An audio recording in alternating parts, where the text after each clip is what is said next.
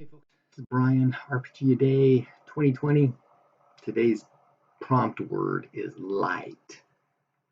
I kind of thought maybe about, shedding light on the RPG community and how we bring light into our games. But in reference to my current campaign and, games I've played in the past, I'm thinking more along the lines of lighting. It used to be back in the back in the days of AD&D. We got all kinds of races with infravision, I think is what they called it. Being able to see in the dark anyway, not needing light, just the humans need to have torches kind of thing. But in, even in 5e, there's that dark vision thing, which made a lot more sense and was more tactically interpretive, being able to interpret tactically in the games that I played in, plus games I ran. The whole depth perception, that kind of thing, be able to just differentiate certain things was much more helpful. But what I'm getting to is that in my current campaign, Runequest role-playing in Glorantha,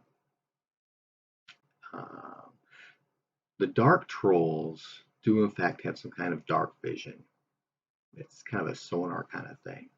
But everybody else, no. So we are dealing with light sources all the time, which brings up a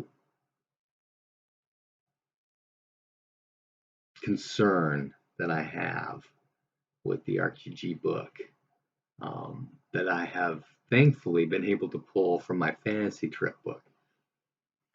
How long does a torch really last? And there are plenty of videos out on the internet about fighting with torchlight, lighting torches in hallways, and how, well, for a RPG game, it looks cool to have all these torches everywhere. That's not how it works.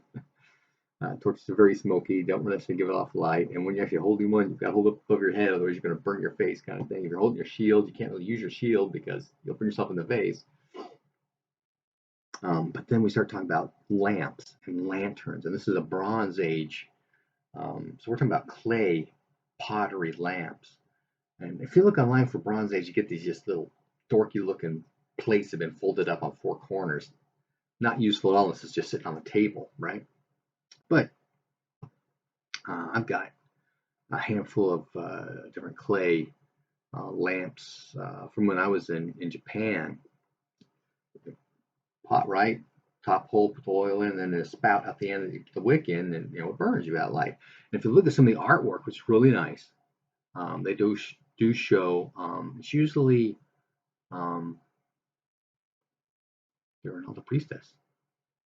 What's her name? I forgot. I'm drawing a blank. Anyway, one of the characters, regenerated characters, holding a lamp of some kind. And sometimes it's a lamp being held by a chain, but then it becomes upon me on interpreting. For example, my party was digging through this death cultist temple, right? Underground, it's dark, there's no light anywhere, except these guys have a special kind of magic that allows them to light lamps magically that gives off this dark light. So they can see, but nobody else can, which is really kind of cool. I really like that. It was a lot of fun. But that obviously means that when somebody comes walking down the stair with lamps, everyone sees. But then we start getting into combat, right? If you've got a torch, you got somebody in the back's got a lamp, the guy with the torch drops it, probably not going to go out. But again, how long is that torch going to last? A half an hour, 10 minutes? No, who really knows? And how much light does it give off? Now, obviously, there's different kinds of light between you can see things and being able to read things. Obviously, you got different kinds of light for that. You got candles, you got lamps with candles in them, or you got oil lamps with a flame. All different kinds of ways, but they all have variations on how much light they give off, how effective that light is, and how well that light stands up to being slung around as you're engaged in activities that are not very calming. So how does light work in your world or your game? Happy gaming.